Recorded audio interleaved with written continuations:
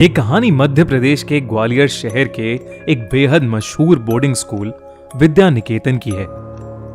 उस स्कूल का डिसिप्लिन और पढ़ाई जितनी फेमस थी, उतनी ही फेमस थी उस स्कूल हॉस्टल की भूतिया स्टोरीज। एक रात 12th क्लास के 4 दोस्त मिलकर वहीं भूतिया बातें डिस्कस कर रहे थे, जब उनमें से एक लड़का सूरज कहने लगा कि उसके पास एक ऐसा गेम है जिसकी हेल्प से वो ये पता लगा सकते हैं कि हॉस्टल की सब फेमस बातें सच भी हैं या नहीं।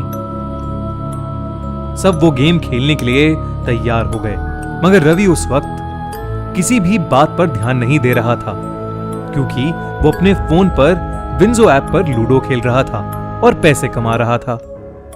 सूरज ने रवि के हाथ से फोन छीना और उसे भी वो भूतिया गेम खेलने बिठा दिया। वो गेम था चार्ली चार्ली। लोग कहते हैं कि चार्ली चार्ली गेम एक ऐसा गेम है जिससे आत्माओं से बातें करी जा सकती हैं। इनफैक्ट उनकी माने तो ये गेम इतना खतरनाक है कि कई लोग इसकी वजह से पागल भी हो चुके हैं और कुछ लोगों की तो जान भी जा चुकी है। सूरज ने सबको एक सर्कल में बिठाया और बीच में एक पेपर पर यस नो नो यस लिखकर उस पर 2 पेंसिल्स रख दी। रवि ये देखकर हंसने लगा और वो सर्कल से उठकर जाने ही वाला था कि अचानक कमरे की लाइट्स फ्लिकर करने लगी। ये देखकर सबके होश उड़ गए। तभी सूरज ने रवि से वापस आराम से बैठने को कहा और फिर सूरज ने गेम की तरफ देखते हुए कहा, Charlie Charlie are you there? यानी चार्ली चार्ली क्या तुम यहां हो? चार्ली चार्ली क्या तुम यहां हो? ये कहने के बाद सब वेट करने लगे, पर कमरे में कुछ नहीं हुआ। सूरज ने दोबारा वही सवाल पूछा, तब भी कुछ नहीं हुआ। इस पर रवि ने उस गेम का मजाक उड़ाना शुरू कर दिया। लेकिन तभी सर्कल के बीच पड़ा पेपर जोर से हिलने लगा।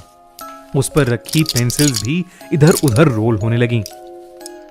सूरज ने फिर से वही सवाल पूछा, चार्ली चार्ली क्या तुम यहां हो?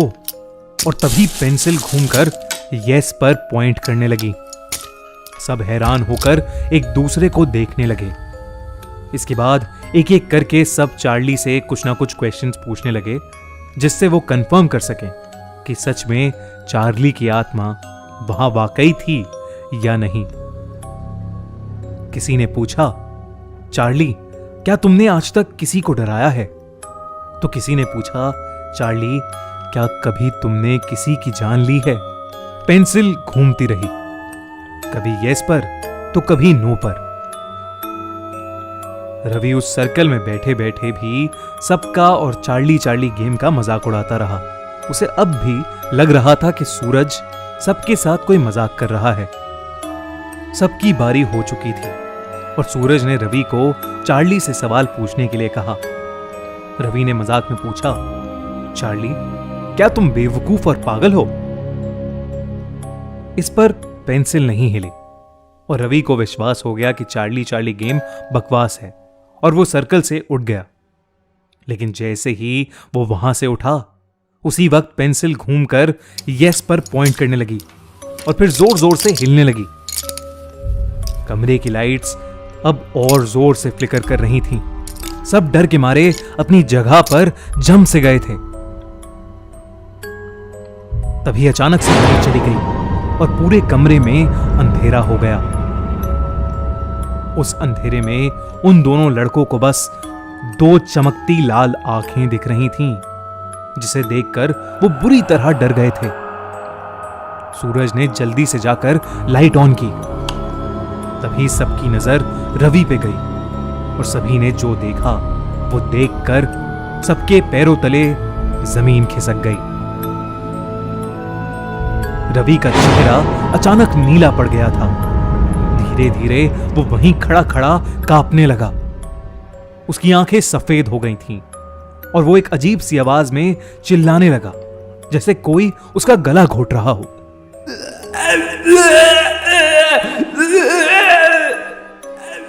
रवि की चीख सुनते ही वार्डन उनके कमरे में आ गया और तभी रवि बेहोश होकर जमीन पर गिर गया। हॉस्टल का स्टाफ जल्दी से रवि को लेकर हॉस्पिटल पहुंचा, पर डॉक्टर समझ ही नहीं पा रहा था कि रवि ऐसे अचानक बेहोश कैसे हो गया। फॉर्चुनेटली रवि को 2 दिन बाद होश आ गया, लेकिन उसे कुछ याद नहीं था, ना ही किसी का गला घोटना, ना ही बेहोश होना, और ना ही चार्ली चार्ली गेम खेलना। सूरज और उसके बाकी दोस्तों ने डिसाइड किया कि वो लोग फिर से ऐसा कोई भूतिया गेम नहीं खेलेंगे। आपको यह वीडियो अच्छी लगी तो हमारा चैनल नाइटमेयर बुक को सब्सक्राइब करना बिल्कुल मत भूलना और बेल आइकन दबाना ना भूले।